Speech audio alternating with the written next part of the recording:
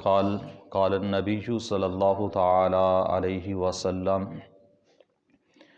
الصیام نصف الصبر وان لکل شیء زکوۃ وزکوۃ الجسد الصیام۔ حضرت سیدنا ابو ہریرہ رضی اللہ تعالیٰ عنہ حدیث پاک روایت فرماتے ہیں،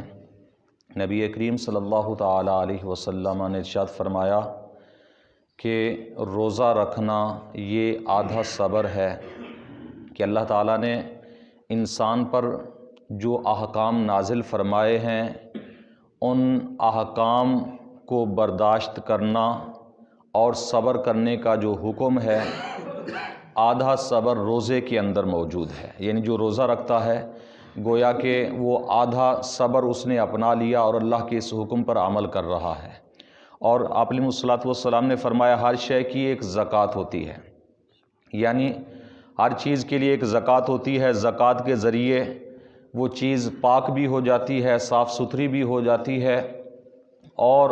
اس کے ساتھ ساتھ اس کے اندر جو نقصان ہونے والا ہوتا ہے نقصان سے بھی وہ محفوظ ہو جاتی ہے۔ تو آپ علیہ الصلوۃ والسلام نے فرمایا جیسے ہر چیز کی زکوٰۃ ہوتی ہے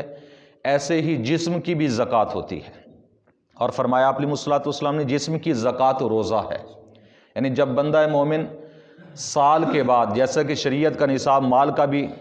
سال کے بعد زکوٰۃ لازم ہے، کہ جیسے ہی پورا سال گزرے گا زکوٰۃ فرض ہوگی مالدار پر، صاحب نصاب پر، ایسے ہی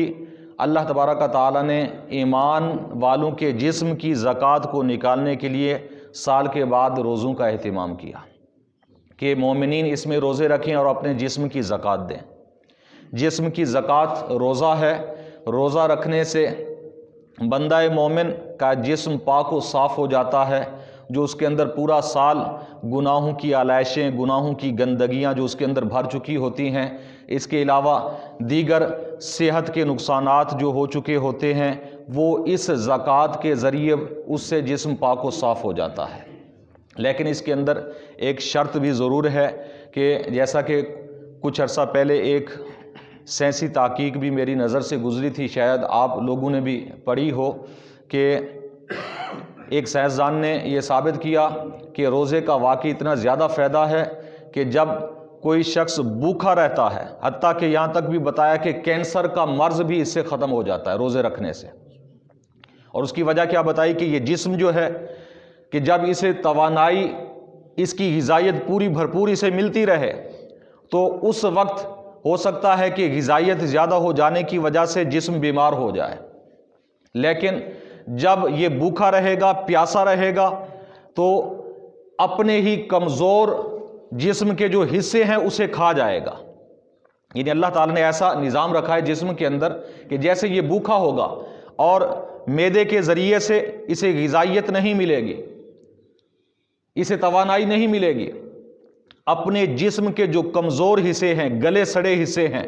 جو صحت خراب ہونے کی وجہ سے خراب ہو چکے ہیں، انہیں وہ کھا لے گا، اپنا ہی جسم کھا لے گا۔ تو جب وہ گلے سڑے حصے جسم کے کھائے گا، جو بیمار ہو چکے تھے، کمزور ہو چکے تھے، انہیں کھا لے گا تو تمام بیماریاں جو ہیں وہ ختم ہو جائیں گی اور باقی جسم صحیح و سلامت ہو جائے گا۔ تو اس لیے آپ علیہ الصلوۃ والسلام کا فرمان اقدس جو ہے بالکل اس کے اندر تو ذرا برابر بھی گنجائش نہیں ہے شک کی کہ آپ علیہ الصلوۃ والسلام نے فرمایا جسم کی زکوٰۃ روزہ رکھنا ہے۔ اور اس لیے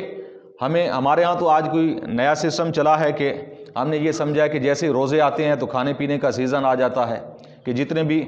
دکاندار ہیں، خرید و فروخت والے، حتیٰ کہ ریڑھی والے کا بھی ریٹ جا کر دیکھیں تو آسمانوں کو چھو رہا ہوتا ہے۔ اور ہماری بھی یہ ہوتی ہے کہ رمضان شریف کے مہینے کے اندر بہت زیادہ ہم لینا شروع کر دیتے ہیں، حالانکہ یہ مہینہ تو بھوک کا مہینہ ہے، یہ تو کم کھانے کا مہینہ ہے، نہ کہ زیادہ کھانے کا۔ تو ہم کہتے ہیں جی رمضان شریف کا مہینہ ہے، جی افطاری کا بھی بہترین انتظام ہونا چاہیے، سحری کا بھی بہترین ہونا چاہیے۔ تو افطاری اور سحری کا اہتمام ایسا ہو کہ آپ تھوڑا کھائیں، کہ جس سے صرف آپ کی بھوک مٹ سکے اور آپ کو دوسرے دن روزہ رکھنے میں کچھ اس سے جو ہے آپ علیہ الصلوۃ والسلام کا جیسا کہ فرمان ہے کہ سحری کر لیا کرو، اس لیے کہ اس میں تمہیں دن کو توانائی ملے گی۔ تو سحری کا مقصد یہی نہیں ہے کہ 2 روٹیوں کی جگہ 4 یا 6 کھا لیں، کہ جی پورا دن بھوک نہ لگے. بھوک نہ لگے تو روزے کا مقصد نہیں ہے. ٹھیک ہے روزہ ہو جائے گا, کھانا بھی جائز ہے, حرام نہیں ہے, لیکن روزہ ہو جائے گا, فرض بھی ادا ہو جائے گا, لیکن جو روزے کے مقاصد ہیں وہ پورے نہیں ہوں گے. کچھ نہ کچھ بھوک برداشت کریں, پیاس برداشت کریں, کام کاج بھی کریں کہ تاکہ آپ کے جسم کی توانائی ختم ہو اور آپ کے جسم کو فائدہ ہو. جب آپ بھوک اور پیاس کو برداشت کریں گے تو کوشش کیا کریں سحری کے اندر بھی افطاری کے اندر بھی کم سے کم کھائیں, اس سے زیادہ فائدہ ہے, پھر روزے کا مقصد حاصل ہوگا. ایک اور حدیث پاک کا مفہوم ہے کہ آپ علیہ الصلوۃ والسلام نے فرمایا صوموا تصیحوا, روزے رکھا کرو صحت مند رہو گے.